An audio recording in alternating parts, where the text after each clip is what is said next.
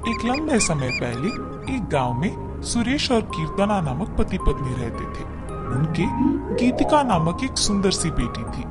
सुरेश हमेशा सबके सामने बेवजह गर्व से पेश आता था। एक दिन शाम के समय में कीर्तना उनके घर पे वड़ा पाव बनाती है। कीर्तना, तुम्हारे हाथ का ये वड़ा पाव सच में बहुत स्वादिष्ट है। और इतने में उनके घर सुरेश के रिश्तेदार आते हैं। अरे सही समय पे आए हैं, मेरी बीवी अभी अभी गर्मा गर्म वड़ा पाव बना रही है, बहुत स्वादिष्ट है। कीर्तना, जरा मेरे रिश्तेदारों के लिए भी वड़ा पाव बना के ले आना। जी अभी लाई। ये कह के गर्मा गर्म वड़ा पाव बना के वहां लाती है और उनके रिश्तेदारों को परोसती है। उनके रिश्तेदार उसे खाने के बाद कहते हैं, सुरेश, तुमने ठीक कहा, हम वाकई ही सही समय में आए हैं, वरना इतने स्वादिष्ट वड़ा पाव हम नहीं खा पाते। मेरी बीवी जब भी वड़ा पाव बनाती है ऐसे ही एकदम स्वादिष्ट वाले ही बनाती है, इसीलिए जितने भी बार बनाती है मैं उन्हें उतने ही प्यार से खाता हूँ। हाँ, बात तो सही है, इतने स्वादिष्ट वड़ा पाव तो कोई आसानी से नहीं बना सकता।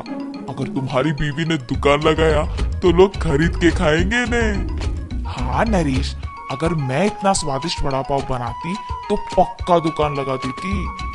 अगर मैं अपनी बीवी के साथ एक वड़ा पाव का दुकान शुरू करूंगा तो सभी वही आके खाएंगे और उन्हीं स्वादिष्ट वड़ा पाव के बारे में सारा गांव बात करेगा। ये एक अच्छा सोच है। ऐसे ही उसके रिश्तेदारों के जाने के बाद भी उसी विचार के बारे में सोचते रहता है। तब कीर्तना को नजर आता है कि उसके पति किसी सोच में पड़े हैं। उनके पास जाकर कहती है, क्या हुआ जी, किस चीज के बारे में इतना सोच रहे हैं आप? कीर्तना, तुमने तो सुना है ना कि मेरे रिश्तेदारों ने क्या कहा, हम हमारे घर के सामने ही एक वड़ा पाव का दुकान लगाएंगे। तब मेरे रिश्तेदारों के ही तरह इस गांव के सारे लोग उसी के बारे में बात करेंगे। ठीक है, आपके विचार के अनुसार ही हम वड़ा पाव बना के बेचेंगे, लेकिन आपको अब से ऐसे बेवजह गर्व की बातें करना बंद करना पड़ेगा। अगर आप इसी बात को मानकर अपने बर्ताव को बदलने का वचन देंगे तो ही हम ये व्यापार शुरू करेंगे। हाँ, अब अगर मैं अपनी बीवी की बातों को नहीं मानूंगा तो वो शायद व्यापार शुरू करने के लिए नहीं मानेगी और मेरे ख्यालों के अनुसार कुछ नहीं होगा। ठीक है कीर्तना, तुम्हारी इच्छा के ही अनुसार मैं अपना बर्ताव बदलूंगा। हम कल से ही वड़ा पाव बना के बेचेंगे। और ऐसे ही वो बाहर जाकर वड़ा पाव की तैयारी के लिए जरूरी सामग्री लेकर आता है और अगले दिन नरेश उनका दुकान शुरू करके उसके बीवी को वड़ा पाव बनाने के लिए कहता है।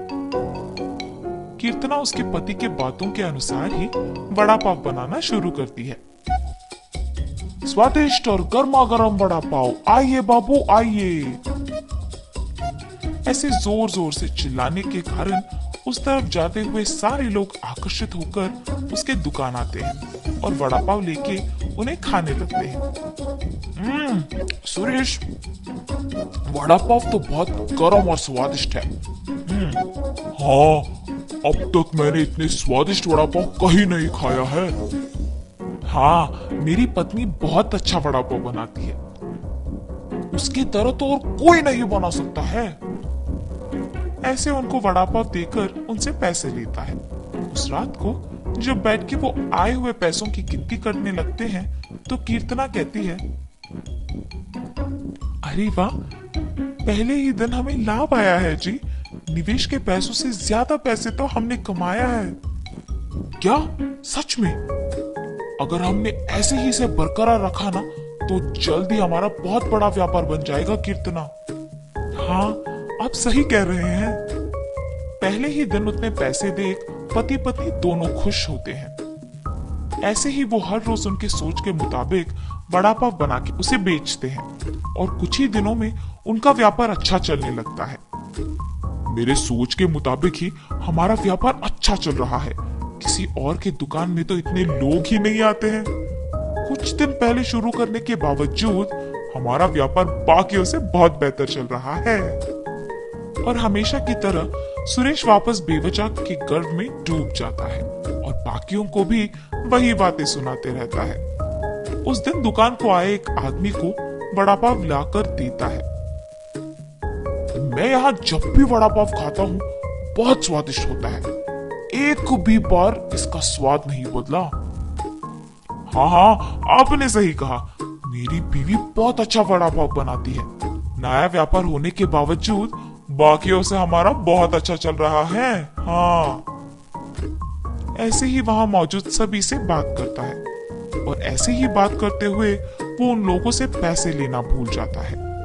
उसके पैसे ना लेने के कारण सभी वहां आके उसकी गर्व की बातें सुनकर पैसे दिए बिना चले जाते थे।